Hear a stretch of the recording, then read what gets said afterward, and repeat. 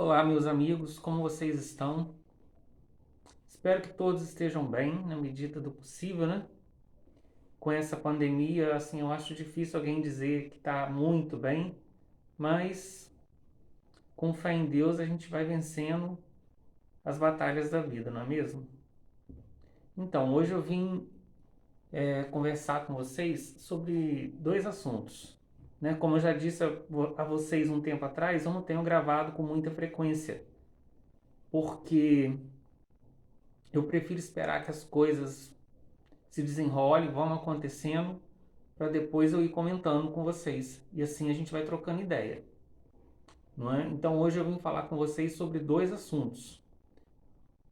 Uma narrativa da mídia e o outro é sobre a marcha das famílias, né? Que são dois assuntos que estão aí e a gente tem que falar sobre eles, né? A gente tem que trocar ideias sobre eles e assim a gente vai se informando mais.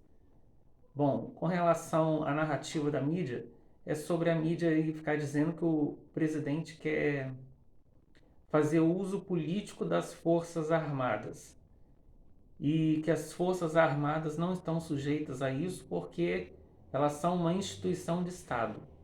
Acontece, meus amigos, que o presidente, ele não é só chefe de governo, ele é chefe de governo e chefe de Estado.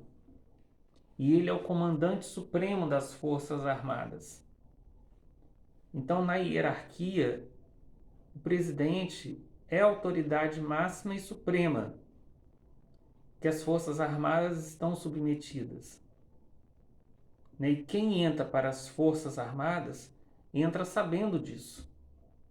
Né? Então, a hierarquia, a disciplina e ordem são valores do militar. E quem entra para a carreira militar já entra sabendo disso. Tanto que quem não respeita a hierarquia está sujeito a sanções disciplinares.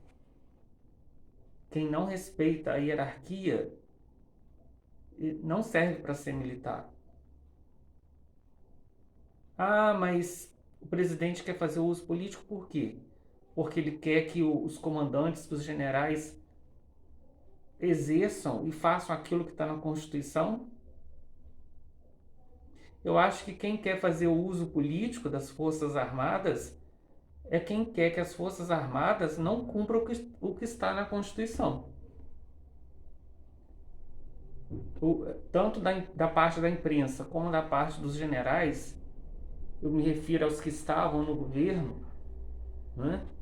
Se eles estão se recusando, ou se eles se recusaram, né, a fazer aquilo que a Constituição determina, né, sendo solicitados pelo presidente, isso também é uma atitude política.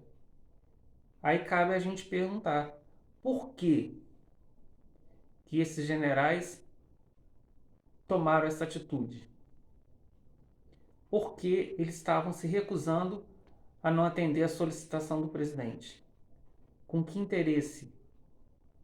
Para beneficiar que grupos? São perguntas que temos que fazer. Então,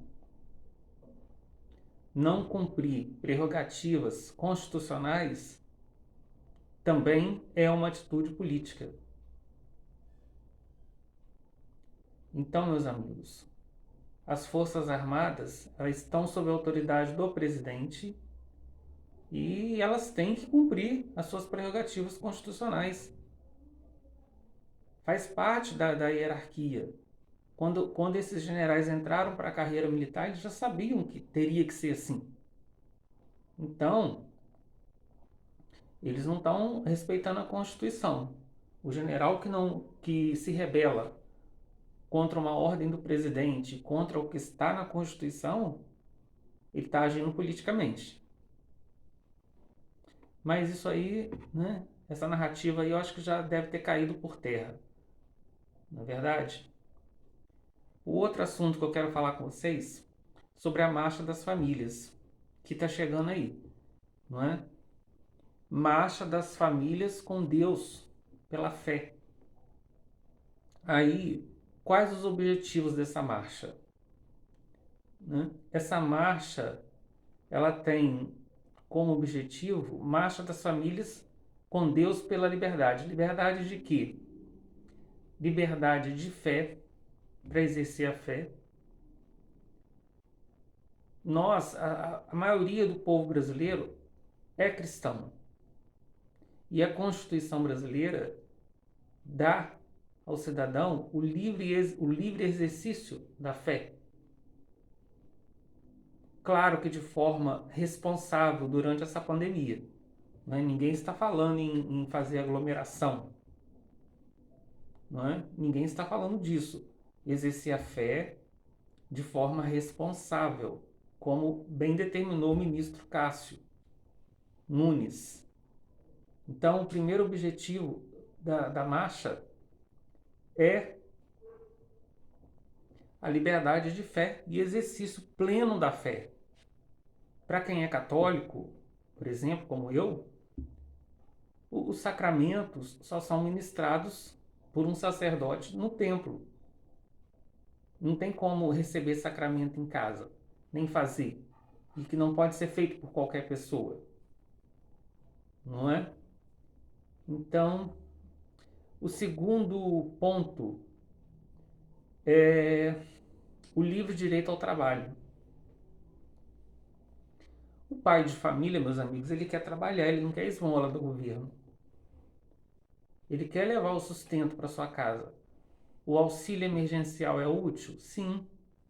Ajuda muito os pais de famílias, mas não cobre toda a despesa de uma família. Porque as pessoas não vivem só, né? Não é só comprar o pão, o arroz, o feijão.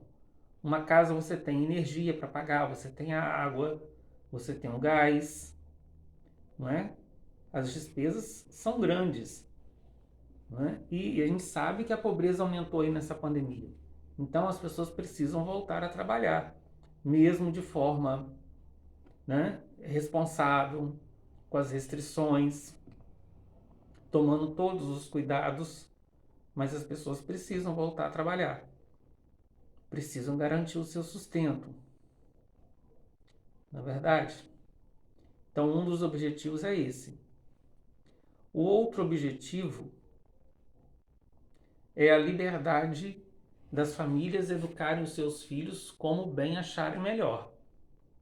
Por exemplo, as famílias que querem educar seus filhos com homeschooling, que é a educação em casa. Essas famílias têm que ter o direito de educar seus filhos como acham melhor. Os pais detêm o pátrio poder sobre os filhos, não é verdade? E os pais que desejam mandar seus filhos para a escola também têm que ter essa liberdade. Eles também têm que ter esse direito. Quem não quer, fique com os filhos em casa, mas quem deseja, que eles possam ter esse direito de acesso à escola. E por fim, meus amigos, eu estou vendo de modo muito positivo essa marcha, porque ela está unindo as famílias cristãs, tanto evangélicas como católicas. Eu acho isso muito importante. Nós vamos precisar agora até as eleições de muita união dos cristãos, para a gente colocar lá gente decente, colocar lá gente que nos represente, que represente os nossos valores. Não é porque está precisando. A gente precisa colocar gente lá que realmente defenda os nossos valores, tanto na Câmara como no Senado. Falou, por hoje é só. E eu vou gravar um outro vídeo essa semana ainda. A gente se encontra. Falou? Um abraço.